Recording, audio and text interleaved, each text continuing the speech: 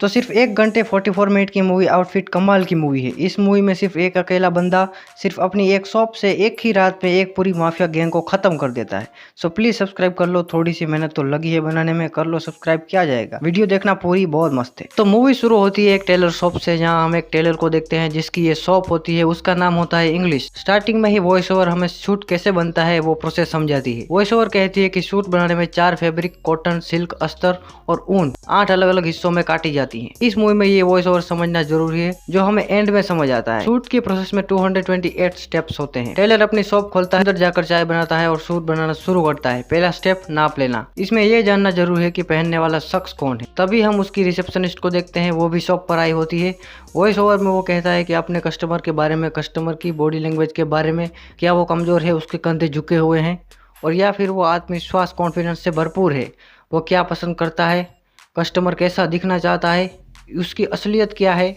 इस दौरान कई सारे आदमी शॉप पर आते हैं और एक बॉक्स में लेटर डाल के जाते हैं। इन लेटर्स पर एक साइन होता है। उन आदमियों में एक बॉयल होता है, रिची बॉयल, वो भी आता है। वो पूछता है कि ये कपड़े मेरे डैड के लिए सी रहे हो। उसका डैड यहीं से सूट सिलवाता है। बॉयल अपने साथी के साथ आया होता है। वहाँ वो लेटर निकालते हैं। उसके साथी का नाम होता है फ्रांसिस। वो चिट्ठी निकालते हैं। वो बॉयल कहता है कि आउटफिट से आई है। आउटफिट माफिया में हायरार्की होता है और बॉयल का बाप अपने एरिया का माफिया होता है। वो इंग्लिश को बाहर जाने को कहता है। थोड़ी देर के लिए इंग्लिश बाहर जाता है, अपनी सेक्रेटरी से बात करता है। उसके लिए गिफ्ट आया होता है। गिफ्ट में लंदन का क्लॉक होता है, एक कांच के गोले में। कहीं और शॉप खोलते हैं। इंग्लिश कहता है कि ऐसे लोग हर जगह होते हैं, मेरे पास बस कैंची होनी चाहिए। उसकी सेक्रेटरी को इंग्लैंड जाना होता है। वो दोनों बाहर चले जाते हैं। रात हो जाती है। इंग्लिश अपना काम कर रहा होता है, सेक्रेटरी अपना काम करके घर जा रही होती है। दोनों के बीच अच्छा बॉन्ड होता है। रात को उसकी सेक्रेटरी चली जाती है, लेकिन वो दुकान पर ही होता है।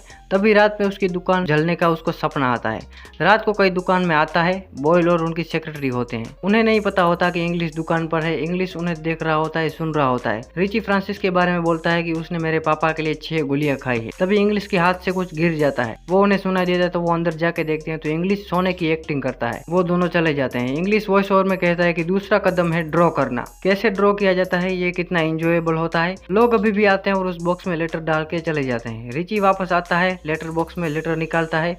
उसके अंदर एक टेप होती है। फिर से रात होती है। कोई दुकान पर आता है। रिची एंड फ्रांसिस होते हैं। रिची को गोली लगी होती है। इंग्लिश कहता है मैं मुसीबत में नहीं पड़ना चाहता। फ्रांसिस अपने बॉस को कॉल करता है और कहता है ला फोंटेन्स, जो कि राइवल गैंग है, उसने अटैक किया। रिची को गोली लगी है, लेकिन रिची ठीक है। हमारे बीच एक खबरी है। वो टेलर शॉप में है। वो ये भी कहता है कि उसका बॉस वहाँ आ रहा है। फ्रांसिस इंग्लिश को टाके लगाने को कहता है जबरदस्ती। वो टाके लगाता है। फ्रांसिस कहीं जा रहा होता है। इंग्लिश कहता है कि रिची को यहीं छोड़कर मत जाओ, सूटकेस तो साथ लेते जाओ।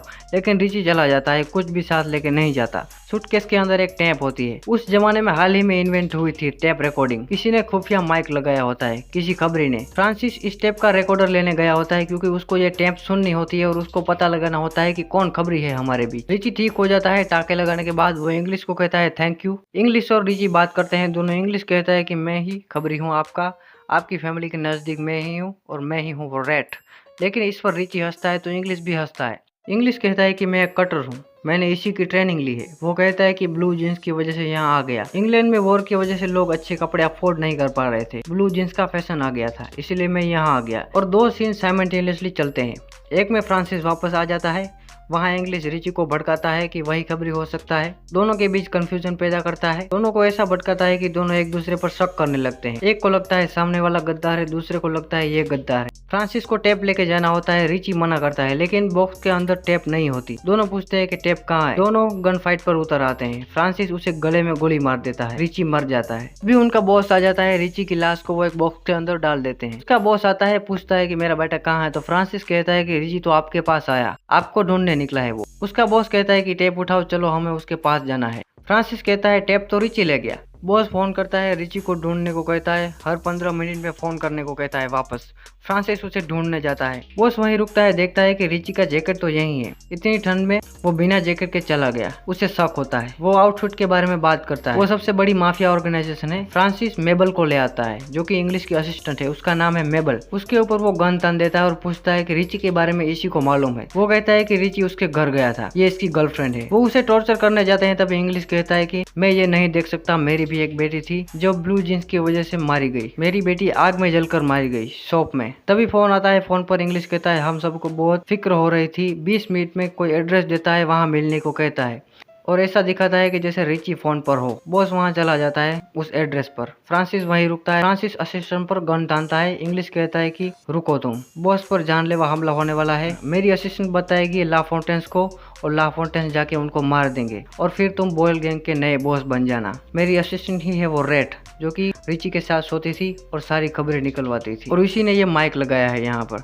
और टेप के बारे में भी ला फोंटेन्स को इसी ने बताया है। मेबल कबूल करती है। इंग्लिश कहता है कि टेप मेरे पास है। इंग्लिश कहता है ला फोंटेन को कॉल करो, बॉस का एड्रेस दो। और ऐसा ही होता है। मेबल ला फोंटेन्स को कॉल करती है, वहाँ बुलाती है। टेप के बदले केस ऑफर करती है ला फोंटेन्स को। ला फोंटेन्स वहाँ आता है। फ्रांसिस उन्हें मारने के लिए छुपा होता है। इंग्लिश ला फोंटेन्स को इशारा कर देता है कि फ्रांसिस वहाँ छुपा हुआ है गन लेकर। फ्रांसिस को गोली मार देते हैं। वो केस इंग्लिश मेबल को दे देता है। हमारे पास वो टेप है जिसके पीछे सब लोग पड़े हैं, सब हमारे पीछे आएंगे। तब इंग्लिश उसे टेप दिखाता है और कहता है कि टेप में कुछ नहीं है, सूट बनाने का प्रोसेस है सिर्फ। आउटफिट रिची, फ्रांसिस, रॉय जैसे किसी का नाम ही नहीं जानता। उनका मैसेज इनको कभी आया ही नहीं। ये सब इंग्लिश ने किया था। ये सब महीनों से इंग्लिश ही प्लान कर रहा था। अब बॉयल गैंग भी खत्म और अभी जो हुआ है वो सब इस टेप में रिकॉर्डेड है। ये टेप जाकर अपने FBI के फ्रेंड को दे देना, तब ला फोंटेन भी गिरफ्तार हो जाएगी। फिर इंग्लिश अपनी दुकान जलाता है, वहां से जा रहा होता है। तभी फ्रांसिस उठता है, उस पर गोली चलाता है। तो इंग्लिश कहता है कि मैं भी तुम्हारी तरह था। उसे अपने हाथ दिखाता है। उसके हाथ पर टैटू होते हैं। वो भी पहले गैंगस्टर था। उन्होंने ही मेरी बेटी